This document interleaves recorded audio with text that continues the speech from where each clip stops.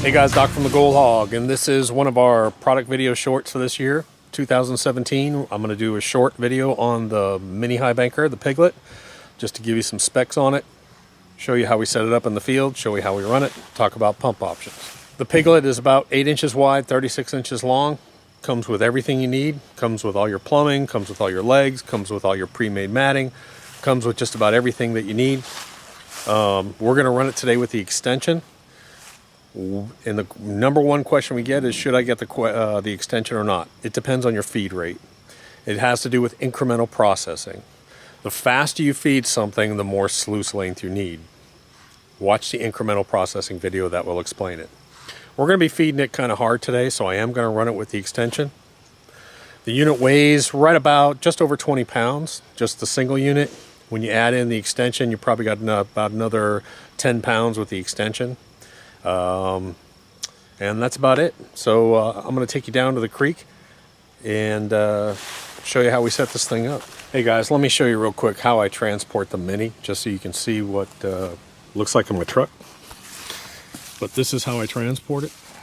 You can see it's real small, it's lightweight. This whole thing weighs probably about just over 20 pounds.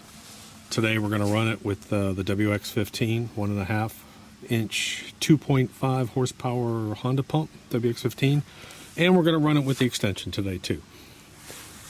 So you can see it's pretty small and lightweight. Again, this is a one-person carry, real light. Hey guys, we're fighting rain a little bit, so I'm going to try and speed through this a little bit. So here's the Mini with extension setup. So if you get the Mini, obviously you're just going to get this 36 inches.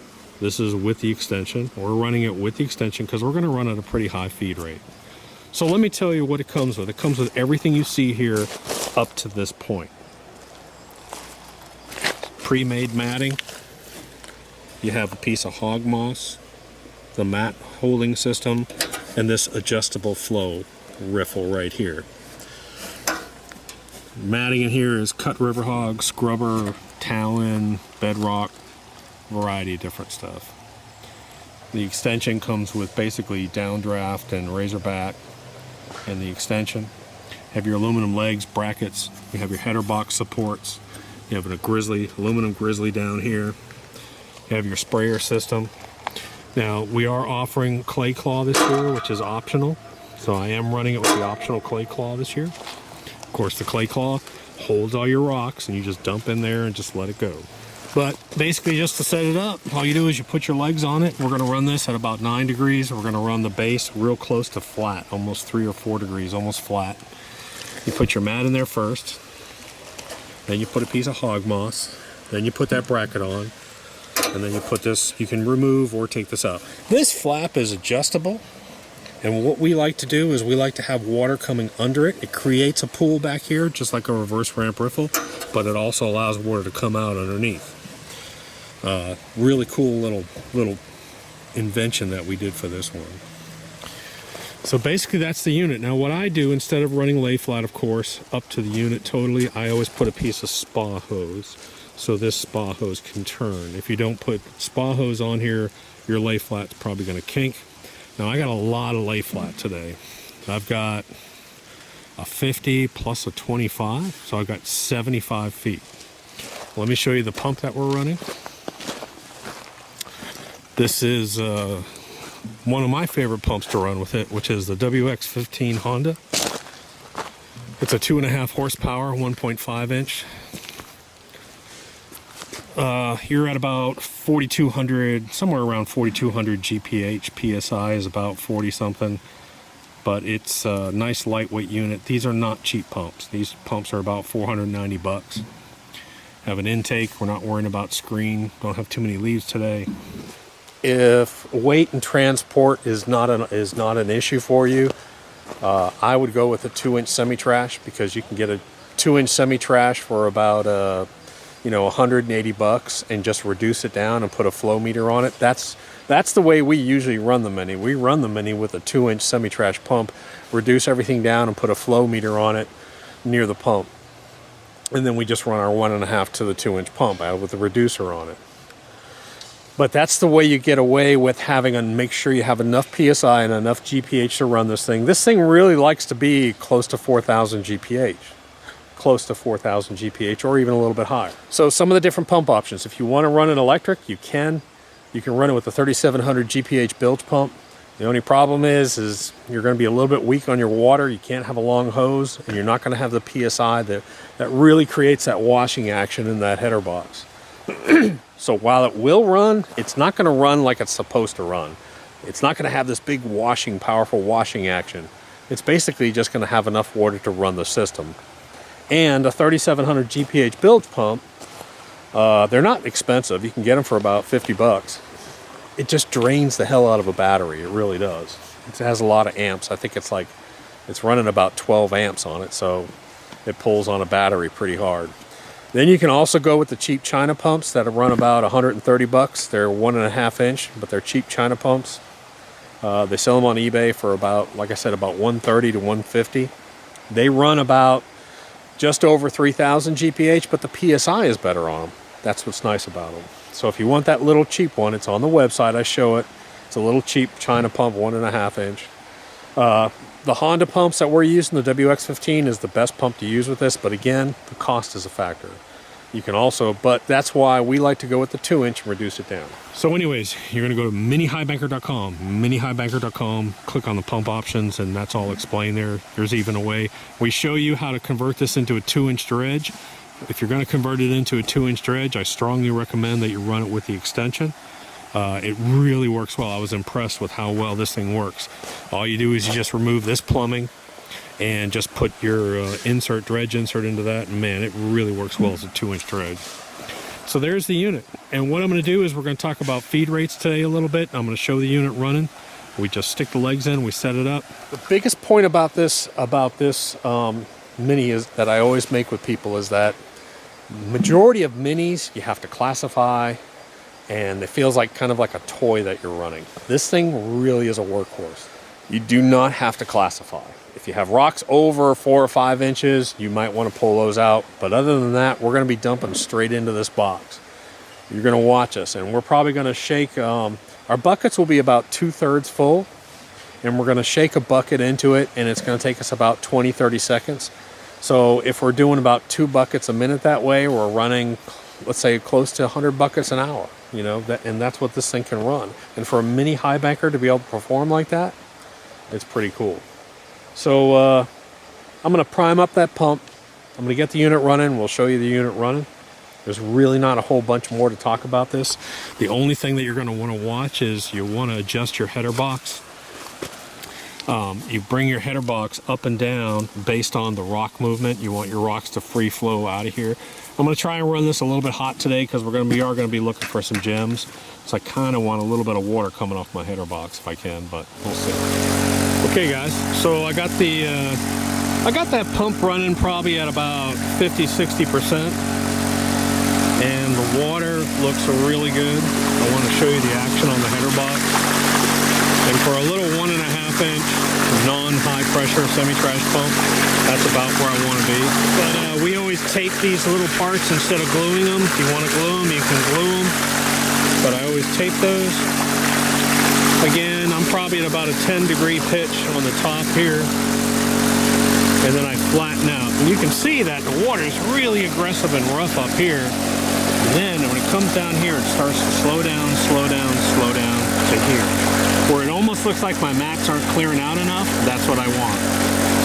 So I'm going from this violent, fast ripping all the way down, smoother, smoother, smoother, all the way through here. You can see that water is real slow here. And look at the mats, how soft, just a tiny bit of exchange on them.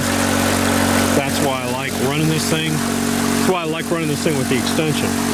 Trey, why don't you go ahead and trickle a little dirt in there. I'll step on the other side.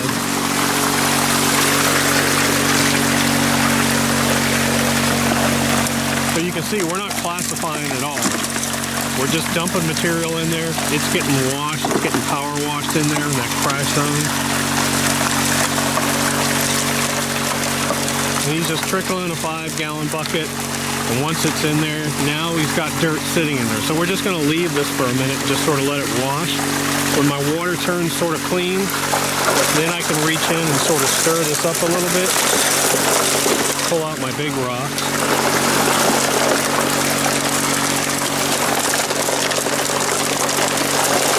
But then I just lift up my clay claw, which isn't gonna lift up all the way because I got this experimental tube in here. So my rocks all come off the back. And I can look for gems like that. Piece of obsidian. There you go.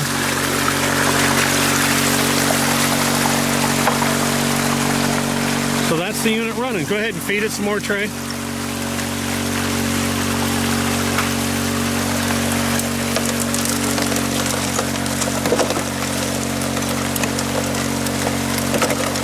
But you can see how low this unit is compared to him. It's a real comfortable feed, whether you're doing it by bucket or by shovel. It's nice and low. But you can see that, I mean, we're not babying this thing. I mean, he's taking half that bucket. Once it gets full, then once the water starts to go clear, he'll just walk in here, sort of stir it up a little bit.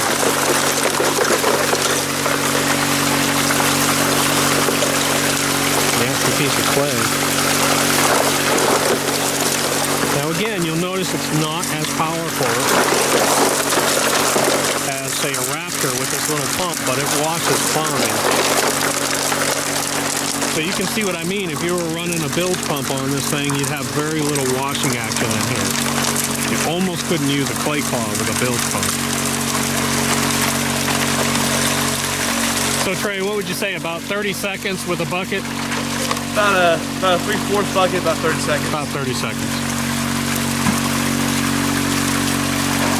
Again, this area is going to be really almost bare looking in here.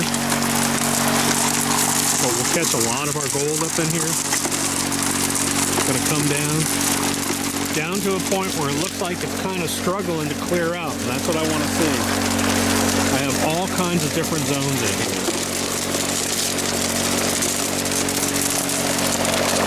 See how violent that is.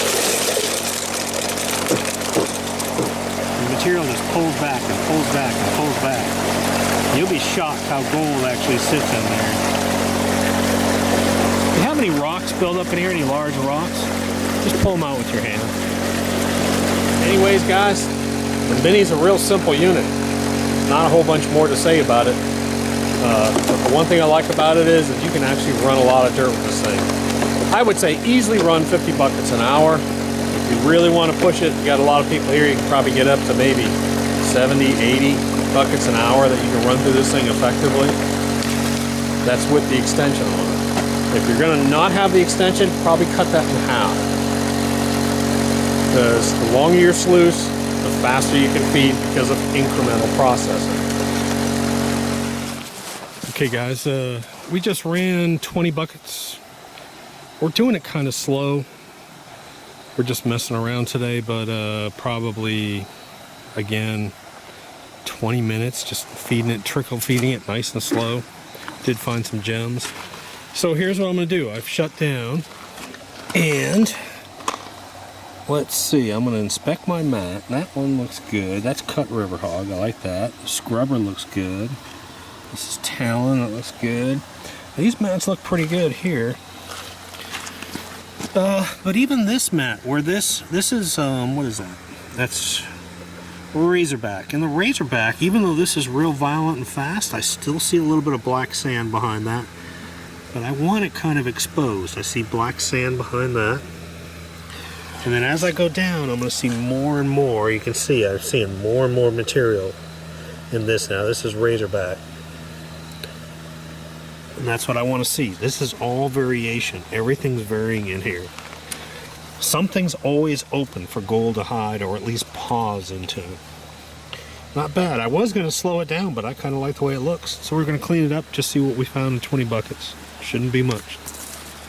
Hey guys, we just ran about 20 buckets, and they were only about half full or 2/3 of the way full. So 10 full buckets through that thing. About 20 minutes, 25 minutes. We're going slow because of gems. But that's not bad if you look at that. That's not horrible. I'll zoom in a little bit so you can see the finer stuff.